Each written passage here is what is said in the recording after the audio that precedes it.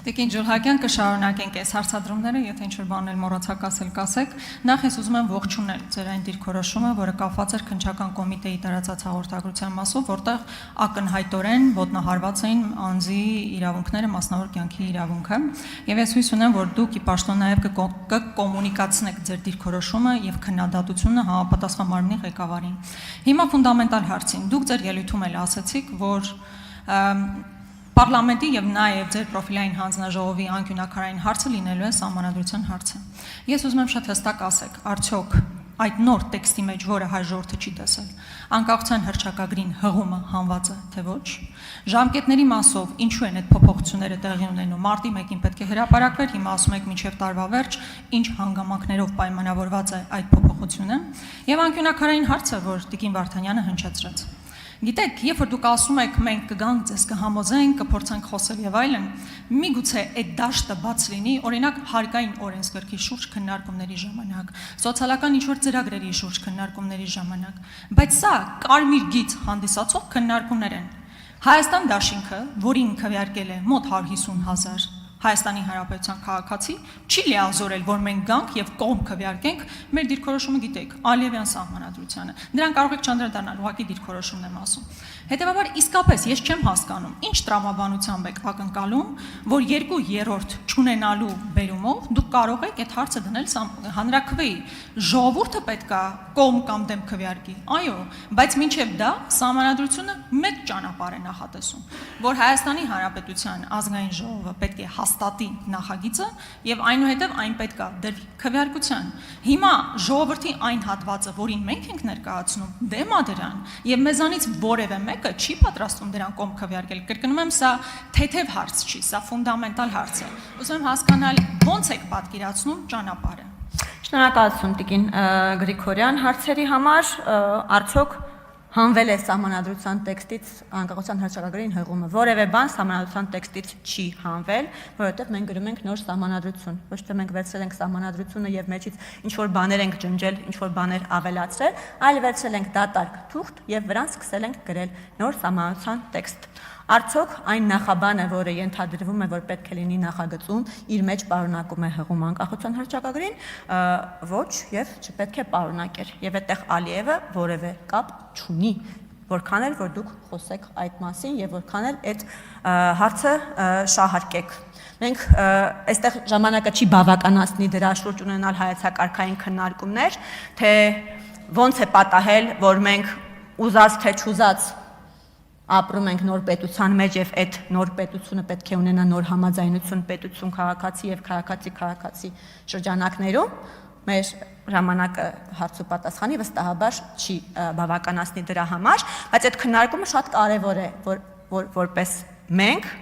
եւ դուք որպես հակադիր դիրքորոշումներ ունեցող քաղաքական գործիչներ այդ հայեցակարգային քննարկումը ունենանք։ Ես իմ ելույթում նշեցի, մենք պետք է պատասխանենք այդ հարցին, ինչ պետություն ենք մենք պատկերացնում, որ պետք է ունենանք, ինչ նպատակներ ունեցող պետություն ենք մենք պատկերացնում, որ մենք ունենանք։ Համենայն դեպս պետք է կարևորը այն է, որ յուրաքանչյուրս պետք է առաջնորդվենք մեր պետականության ամրապնդման եւ մեր ժողովրդի, մեր պետության տարածքում հարատեվության ապահովման հրապարականով։ Եկեղեցու հետ կապված, եթե ես ճիշտ եմ հիշում, Տիկին Վարդանյան ձևակերպ որևէ նոր բան այնտեղ գրված չի, բայց վստահ եմ, իմ հիշելով որևէ բան այնտեղ չկա, այսինքն բացառիկ դերի նշման հետ կապված որևէ խնդիր մենք չունենք, հայ առաքելական եկեղեցին մեր պետականության բացակայության պայմաններում եղել է մեր ազգապահպանության հիմնական շարժիչ ուժը, մենք դրա հետ բնականաբար որևէ խնդիր չենք կարող ունենալ, բայց նաև մենք ասում ենք, որ հասկանալի է, որ եկեղեցին պետք է զբաղվի ազգապահպանությամբ, երբ չկա պետություն եւ պետականություն, բայց երբ կա պետություն եւ պետականություն, այդտեղ մի քիչ գործառույթները արդեն փոխվում են։ Ինչ ճանապարհով եմ պատկերացնում, թե ոնց ենք ձեզ համոզելու կամ դուք ինձ համոզելու։ Ես նորից Տիկին Վարդանյանի հարցին պատասխան, պետք է քննարկենք Տիկին Գրիգորյան։ Իրոք կարող է իրար կարողանում ենք համոզել, կամ մենք ձեզ կամ դուք մեզ, բայց նաև այլ հարց է պետք է քննարկենք, եթե ժողովուրդը ուզում է ունենալ նոր սահմանադրություն, ապա արդյոք կարող են падգամավորները դրան ընդդիմանալ։ Բայց սա տեսական քննարկում է, այսինքն այս պահին սա ձեզ չեմ ներկայացնում որպես ճանապարհային քարտեզ, կամ որպես նպատակ։ Արձագանք։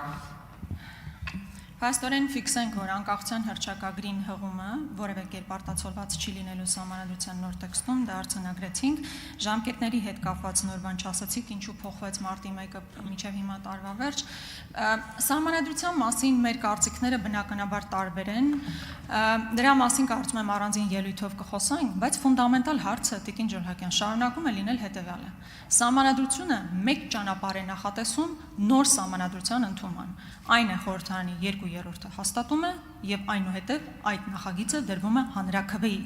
Դա, այսինքն առաջին քայլ, երկրորդ քայլ, ոչ թե ժողովրդը պայմանական ինչ որ մարդիկ ասում են եկեք նոր սահմանադրություն ընդունենք եւ հետո այդ հարցը գալիս է ազգային ժողով։ Ազգային ժողովը նախագիծը հաստատում է եւ գնում է։ Հիմա իմ ասածը շատ տրամաբանական է։ Այստեղ նստած մարդիկ ասում են մենք կողմ չենք քվեարկելու։ Ոչ թե նախ որովհետև այո, ապագայի մասին մեր պատկերացումները, պետության մասին մեր պատկերացումները հարուցումն աստիճան տարբերվող են եւ չեն կարող հատվել որևէ կետում, բայց մենք լիազորված չենք կողմ քվեարկել այն սահմանադրությանը, որ մենք կարծում ենք Ալիևնա պատահել վստահենք, որ այդպես է։ Ո՞նց եք տեսնում իրավական ճանապարհը։ Ես նորից ձեզ Տիկին Գրիգորյան պատասխանել եմ ձեր հարցին, բայց փորձում եք անընդհատ նոր բաներ ինձ կորզել, նոր բան չեմ ասելու։ Նորից ասեցի, քննարկումների միջոցով սահմանադրության ձևակերպումները ես բնականաբար գիտեմ, ինձ դա հիշեցնել պետք չէ, ինչ վերաբերում է նրան, թե ինչու դեռ մարտին պետք է հրապարակված լիներ, ինչու դեռ չի հրապարակվել, այդ մասին էլի ենք խոսել, մենք քննարկումների կարիք դեռ ունենք, այդ թվում եւ թիմի ներսում վերջնականացնելու հետ կապված, հենց պատրաստ լինի, այսինքն մենք երբ զգանք, որ դա ամբողջական տեքստ է, որը կարծում ենք, որ արժանի է հանրությանը հրամցնել որպես սահմանադրության արդեն եղած նախագիծ, որի շուրջ բնականաբար պետք է սկսվեն քննարկումներ եւ նաեւ համապատասխան առաջարկներ ընդունել, նորից դրանց այդ առաջարկների հիման վրա փոփոխություններ, բնականաբար այդ ժամանակ արդեն կհրապարակվի, բայց նորից եմ ասում, ժամկետը նշվել տարվա վերջ մինչեւ հրապարակումը, մենք այդ ժամկետների մեջ կտեղավորվենք։ Շնորհակալություն։ Հարություն Հարությունյան։ Շնորհակալություն։ Տիկին Ջուլհակյան, ինձ օրինակ